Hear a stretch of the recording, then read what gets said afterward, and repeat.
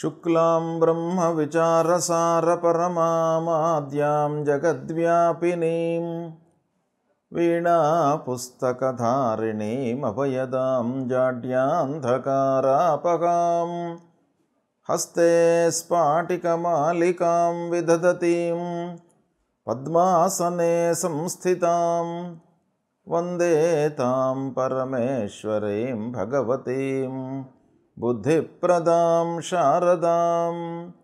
శ్రీ మహాగణాధిపతయే నమః. శ్రీ మహాసరస్వత్యై నమః.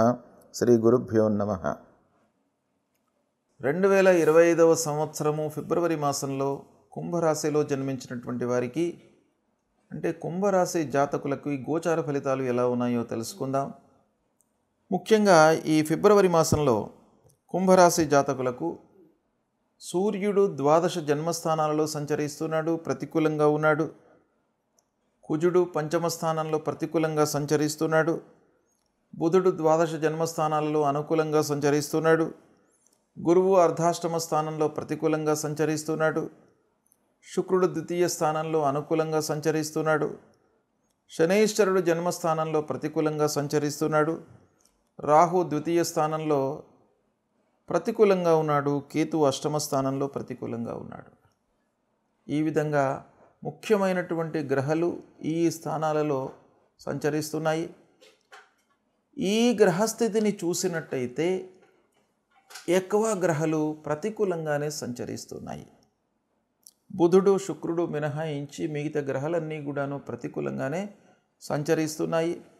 అయితే బుధుడు శుక్రుడి యొక్క ప్రభావం మూలకంగా తాత్కాలికంగా ఈ నెల లోపల కొన్ని విషయాలలో మీకు మంచి జరిగే అవకాశాలు కూడాను ఒక పక్కన గోచరిస్తున్నాయి. అయినప్పటికీ ప్రధానమైనటువంటి గ్రహాలు వాటి యొక్క స్థితి ప్రతికూలంగా ఉంది కాబట్టి కొంత ఇబ్బందులు కుంభరాశి వారికి తప్పవు ఈ మాసంలో. ఓవరాల్గా మనం చూసినట్టయితే ప్రతి విషయం లోపల కూడాను మీరు ఆచితూచి వ్యవహరించాలి. 1కి 4 సార్లు ఆలోచించండి. ప్రారంభించేటువంటి పనిని కూలంకషంగా మీరు తెలుసుకోండి. వాటి యొక్క పూర్వాపరాల గురించి తెలుసుకున్న తర్వాత ప్రణాళికాయుతంగా ప్రారంభం చేయండి. అప్పుడు మీకు విఘ్నాలు, ఆలస్యము, తర్వాత ఆర్థికపరమైనటువంటి సమస్యలు కొంత తగ్గే అవకాశాలు ఉంటాయి. అయినప్పటికీ ప్రారంభించిన పనుల లోపల మట్టుకు ఆలస్యం గోచరిస్తుంది. దానికి మీరు ఎఫర్ట్స్ పెట్టుకొని అలాంటివి ఆటంకాలు రాకుండా ఉండడానికి చూసుకోండి.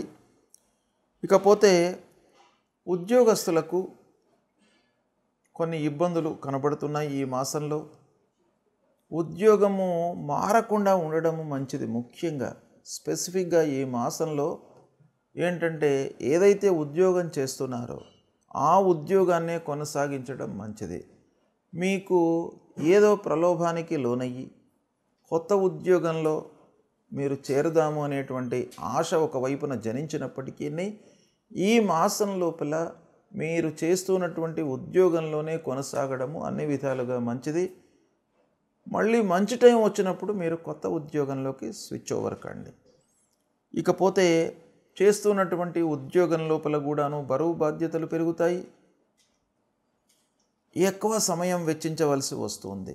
ఎక్కువ ఎఫర్ట్స్ పెట్టవలసి వస్తుంది ఉద్యోగస్తులు. అయినప్పటికీ మీ పనితనానికి గుర్తింపు ఉండకపోవడము, అధికారుల నుండి ఆదరణ లేకపోవడము, అధికారులు కూడాను మీ యొక్క పనిని గుర్తించకపోవడము, ఇలాంటివి ఎన్నో మీకు నెగిటివ్ ఎఫెక్ట్స్ ఉండేటువంటి అవకాశాలు ఈ మాసంలో కనబడుతున్నాయి. కాబట్టి ఉద్యోగస్తులు ప్రత్యేకించి ఈ మాసంలో చాలా జాగరూకతతో వ్యవహరించాలి.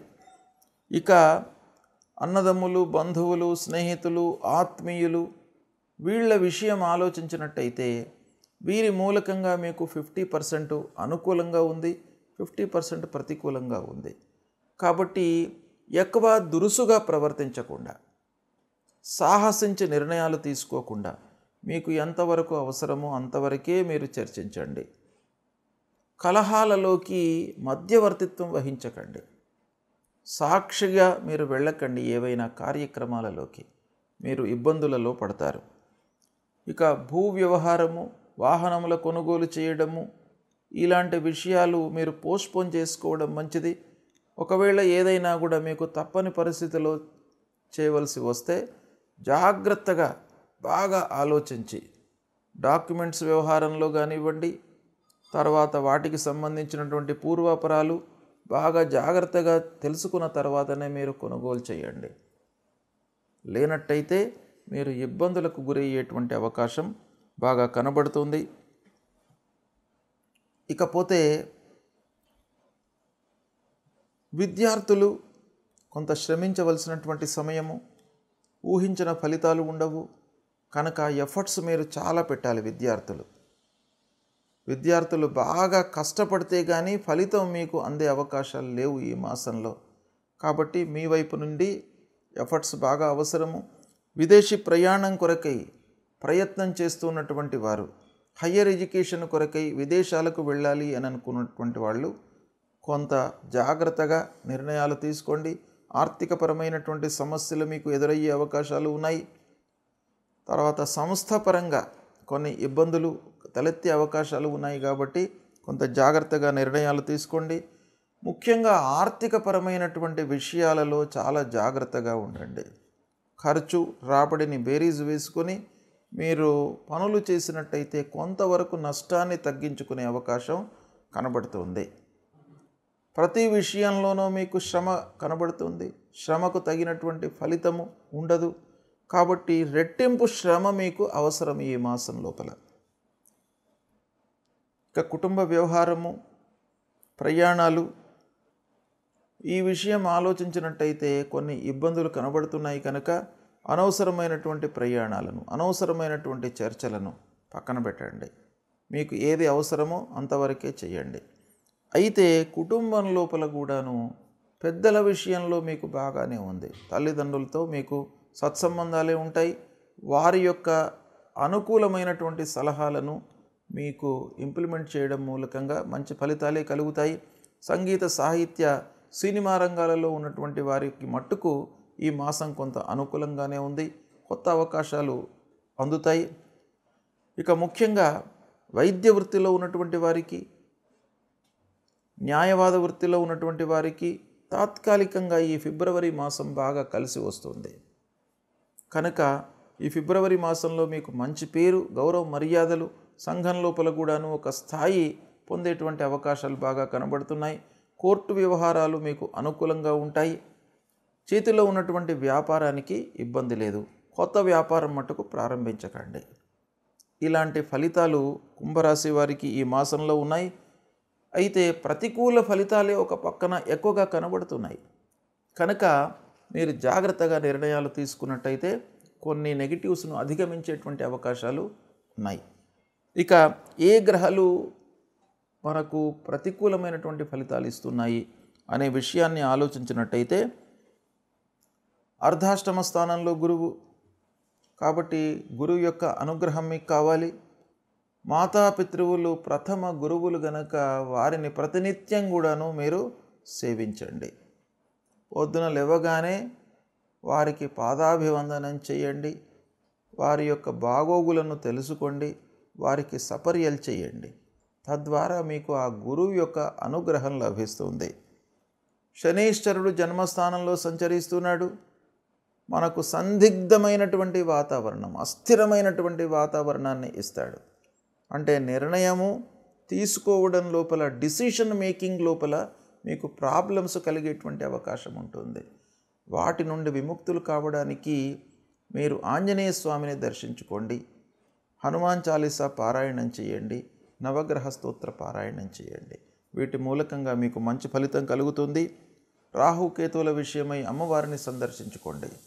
ఈ పరిహారాలు చేసుకున్నట్టయితే మీకు దుష్ప్రభావము తగ్గి శుభ ఫలితాలు కలిగేటువంటి అవకాశాలు ఉంటాయి. ఈ ఫిబ్రవరి మాసంలో ముఖ్యమైనటువంటి పండుగలు వస్తున్నాయి. ఫిబ్రవరి మాసము 30వ తారీఖు నుండి మాఘమాసం స్టార్ట్ అవుతుంది. అంటే 30 జనవరి నుండి మాఘమాసం ప్రారంభమవుతుంది. ఈ మాఘమాసం లోపల మనకు అత్యంతమైన పవిత్రమైనటువంటి పండుగలు వస్తున్నాయి. అందులో మొట్టమొదటిది వసంత పంచమి. 2వ తారీఖు నాడు వసంత పంచమి ఆదివారం ఉదయం 10 నుండి మళ్ళీ తెల్లవారితే సోమవారం నాడు 7 గంటల వరకు పంచమి వ్యాపించి ఉన్నది. ఈ వసంత పంచమి అనేటువంటిది చాలా ముఖ్యమైనటువంటిది. సరస్వతి అమ్మవారు ఉద్భవించినటువంటి రోజుగా మన పురాణాలు చెప్తున్నాయి. కనుక విద్యార్థులు ముఖ్యంగా ఈ వసంత పంచమి రోజున అమ్మవారి దేవాలయానికి వెళ్ళి సరస్వతి అమ్మవారి యొక్క అనుగ్రహాన్ని పొందినట్టయితే మీకు సువిద్య, మంచి విద్య ప్రాప్తి అవుతుంది, వస్తుంది అనేటువంటిది మనకు పురాణ ఇతిహాసాలు చెప్తున్నాయి. కనుక ముఖ్యంగా విద్యార్థుల కొరకు ఈ వసంత పంచమి. ఇక వ్యాపారులకు కూడాను వసంత పంచమి యొక్క ప్రాధాన్యత బాగా ఉంది. ఈ వసంత పంచమి రోజున ఎవరైతే వ్యాపారాన్ని ప్రారంభిస్తారో గ్రహస్థితికి సంబంధం లేకుండా ఆ వ్యాపారము నిర్విఘ్నంగా కొనసాగుతుంది, లాభదాయకంగా ఉంటుంది. 4 డబ్బులు ఆ వ్యాపారంలో మీరు గడించేటువంటి అవకాశాలు ఉంటాయి. కాబట్టి వసంత పంచమి రోజున మీకు అవకాశాలు ఉన్నట్టయితే వ్యాపారం చేసుకునేటువంటి వాళ్ళు కొత్త వ్యాపారము ఏదో రకంగా వ్యాపారాన్ని ప్రారంభించినట్టయితే మీకు సత్ఫలితాలు ఉంటాయి. ఇక ప్రత్యేకంగా ఈ వసంత పంచమి రోజును మనకు శాస్త్రం లోపల చాలా ఉత్తమమైనటువంటి దినంగా చెప్పబడి ఉంది. ఏంటంటే ఉగాది, విజయదశమి, వసంత పంచమి, రథసప్తమి, కార్తీక శుద్ధ ప్రతిపద ఇవన్నీ కూడాను ముఖ్యమైనటువంటి పండుగలు. అంటే ముఖ్యమైనటువంటి రోజులు మనం ప్రారంభించడానికి, ఏవైనా కార్యక్రమం ప్రారంభించడానికి కానివ్వండి, ఏదైనా పని చేయడానికి, ఇవి ఈ రోజులలో మీరు చేసినట్టయితే 100% మీకు విజయము చేకూరుతుంది అనేటువంటి విషయం మనకు శాస్త్రంలో చెప్పబడి ఉంది. ఇలా వసంత పంచమి విద్యార్థులకే కాకుండా వ్యాపారస్తులకే కాకుండా ప్రతి మనిషికి కూడాను మంచి పర్వకాలంగా మనకు శాస్త్రము చెప్పింది. కాబట్టి ఈ వసంత పంచమి రోజును మీరు ఉపయోగించుకోండి. అందరూ కూడాను ఈ వసంత పంచమి రోజున అమ్మవారి అనుగ్రహంతో అమ్మవారి దేవాలయానికి వెళ్ళి అమ్మవారి యొక్క అనుగ్రహాన్ని పొంది మీరు కార్యక్రమాలు ప్రారంభించినట్టయితే మీ అందరికీ కూడాను విజయం చేకూరుతుంది. ఇక రెండవ ముఖ్యమైనటువంటి పండుగ ఈ ఫిబ్రవరి మాసంలో వస్తూ ఉన్నటువంటిది రథసప్తమి. రథసప్తమి రోజున సూర్యభగవానుణ్ణి మనం పూజించాలి.